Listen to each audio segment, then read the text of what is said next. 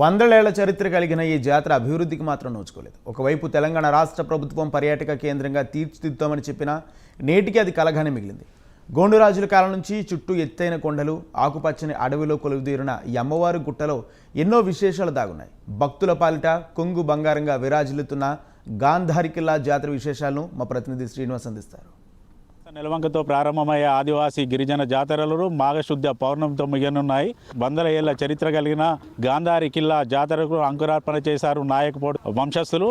ఏదైతే ఈ జాతర ప్రారంభంలో మొదటగా సదర్ భీమన్న విగ్రహంతో పాటు మిగతా దేవతామూర్తుల విగ్రహాలను గోదావరి నదికి తీసుకెళ్లి పుణ్య స్నానాలు ఆచరించిన అనంతరం ఈ జాతర ప్రారంభం కానుంది. ఏదైతే ప్రస్తుతానికి మనం సదర్ భీమన్న ఆలయం వద్ద ఉన్నాము. గోదావరి పుణ్య స్నానాలను ఆచరించి వచ్చినటువంటి ఇటు నాయకపోడు వంశస్థులతో పాటు ఇటు దేవతామూర్తుల విగ్రహాలు ఇక్కడ ఉంచి పూజలు చేయనున్నారు. మనతో పాటు నాయకపోడు వంశస్థులు ఉన్నారు. వారిని అడిగి మరిన్ని వివరాలు తెలుసుకుందాం. సార్ చెప్పండి, అసలు ఈ గాంధారి కిల్లా మైసమ్మ అమ్మవారి యొక్క మహత్యం ఏంటిది?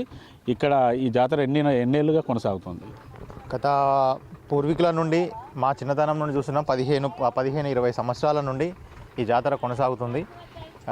మాఘశుద్ధ పౌర్ణమి పురస్కరించుకొని ప్రతి సంవత్సరం 3 రోజులు అత్యంత వైభవపేతంగా జాతర నిర్వహించడం జరుగుతుంది.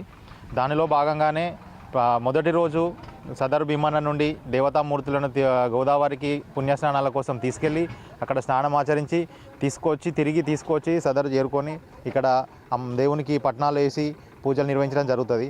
అనంతరం ఈ పూజా కార్యక్రమం ఇక్కడ ముగిసిన తర్వాత అందరం ఇక్కడ నుండి గాంధారి మైసమ్మ జాతర కోసం గాంధారి గుట్ట కిందకి చేరుకోవడం జరుగుతుంది, జీడికోటకి. అక్కడ నుండి సాయంత్రం 4 గంటలకు గోదావరి జలాన్ని తీసుకొచ్చిన జలాన్ని మహిళా మూర్తులంతా కలిసి ఒక 50-60 మందితో పైకి వెళ్ళి అక్కడ ఉన్న దేవతామూర్తులను మైసమ్మ కానీ అక్కడ ఉన్న నాగశేషుల కానీ ప్రతి దేవతామూర్తులను అభిషేకించి తిరిగి కిందికి చేరుకోవడం జరుగుతుంది. సాయంత్రం 6 గంటల ప్రాంతంలో ఇక్కడ ఆదివాసీ నాయకపోడుల సంఘం నుండి వివిధ రాష్ట్రాల నుండి వివిధ ప్రాంతాల నుండి వచ్చిన కళాకారులు సాంస్కృతిక నాయకపోడుకు సంబంధించిన సాంస్కృతిక తప్పెడుగుళ్లతో, పిల్లనగోవులతో, లక్ష్మీదేవుల ఆటపాటలతో సాంస్కృతిక కార్యక్రమాలు నిర్వహించడం జరుగుతుంది. అది అనంతరం రాత్రి 11:30 అమ్మవారికి పెద్దపట్నం వేయడానికి నాయకపోడు రొడ్డ వంశస్థుల పూజారులచే పూజా సామాగ్రి తీసుకొని అత్యంత ఘనంగా ఆటపాటతో, పిల్లనగోవి చప్పులతో, గూళ్ళ చప్పులతో పైకి వెళ్ళడం జరుగుతుంది. అక్కడ పెద్దపట్నం వేసి అమ్మవారికి మొక్కులు చెల్లించడం జరుగుతుంది. అది ఆ ఘట్టం 3 గంటల సమయం పడుతున్నది. సాయంత్రం రాత్రి 12 గంటల నుండి 3 నుండి 4 గంటల వరకు పూజా కార్యక్రమం నిర్వహించడం జరుగుతుంది. అందులో మేకలు, బలులు ఇవన్నీ జరుగుతూ ఉంటాయి. అదే అనంతరం 1 గంట సమయం ఎవరిని అక్కడికి అనుమతించడం ఉండదు కింద నుండి. ఆ తర్వాత 1 గంట సమయం తర్వాత అందరినీ వచ్చిన భక్తులందరికీ అనుమతించడం జరుగుతుంది. ఆ గంట సమయం ఎందుకు అనంటే ఆ ప్రత్యేకత, అమ్మవారు ఆ టైంలో మేము పూజ నిర్వహించిన అనంతరం అమ్మవారికి అక్కడ చేరుకొని మేము పెట్టిన ప్రసాదాలు, మేము చేసిన పూజా విధానాన్ని అన్నీ అమ్మవారు స్వీకరించి వెళుతుందనే ఒక ప్రతిదీ పూర్వీకుల నుండి. ఓన్లీ మంచిర్యాల జిల్లా, ఆదిలాబాద్ జిల్లానే కాకుండా మహారాష్ట్ర, ఛత్తీస్గఢ్ ఇతర రాష్ట్రాల నుండి కూడా ఆదివాసీ నాయకపోడు సంఘానికి సంబంధించిన వాళ్ళు కానీ, గిరిజన జాతికి సంబంధించిన వాళ్ళు కానీ అమ్మవారిని మొక్కుకోవడం కోసం ప్రత్యేకంగా రావడం జరుగుతుంది. వాళ్ళకి వచ్చిన వాళ్ళకి మా లోకల్లో ఉన్న ఆదివాసీ నాయకపోడు సంఘం తరపున మేము దూరం నుండి వచ్చిన వాళ్ళకు కూడా భోజన సదుపాయాలు కూడా ఏర్పాటు చేయడం జరుగుతున్నది.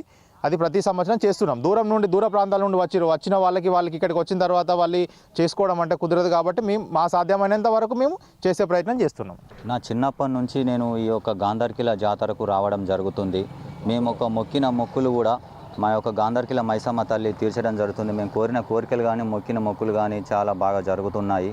అదేవిధంగా కూడా మేము మా తాతల తండ్రుల నాటి నుంచి కూడా ఇది ఒక జాతర జరపడం జరుగుతుంది. 100 సంవత్సరాలకు పైబడి కూడా జరుగుతుంది ఈ యొక్క జాతర, గాంధారి కిల్లా జాతర. మా ఆదివాసీ నాయకుడి సేవా సంఘం నుండి కూడా జరుగుతుంది. ఏదైతే గాంధారి కిల్లలో కొలువైనటువంటి మైసమ్మ అమ్మవారి జాతరను ఒక నాయకపోడు వంశస్థులే కాకుండా ఇతర ఆదివాసీ గిరిజనులతో పాటు ఆదివాసీతరులు కూడా ఇక్కడికి వచ్చేసి అమ్మవారిని దర్శించుకుంటారు. ఏదైతే 100 ఏళ్ల చరిత్ర కలిగిన గాంధారి కిల్లాను పర్యాటక కేంద్రంగా ఏర్పాటు చేస్తూ కిల్లాలో ఉన్నటువంటి ప్రతి ఒక్క ఆలయాన్ని అభివృద్ధి చేయాలనేసి ఇటు నాయకపోడు సంఘ నాయకులతో పాటు ఇటు జిల్లావాసులు కోరుతున్నారు.